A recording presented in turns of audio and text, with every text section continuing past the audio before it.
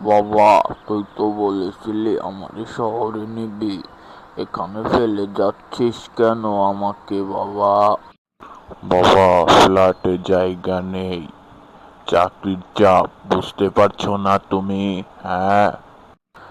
ঠিক আছে রে বাবা, তোর সংসারটা ভালো থাকলেই আমি খুশি। বাবা, আমি কি ভুল করছি? ভুল করছিস রে, কিন্তু এখনো ঠিক সময় আছে। আমি কিন্তু এখনো বেঁচে আছি। চলো বাবা, ফিরে যাই। আমার ঘর তো তোমার ঘর। বাবা, আমাকে পারলে ক্ষমা করে দিও। কি বলছিস বাবা? এগুলো বলতে নেই। দর্শক ভাইরা, ভিডিওটি ভালো লাগলে অবশ্যই লাইক, কমেন্ট, শেয়ার, সাবস্ক্রাইব করবেন। কেউ কোনোদিন বাবা মায়ের সাথে খারাপ ব্যবহার করবেন না। ধন্যবাদ।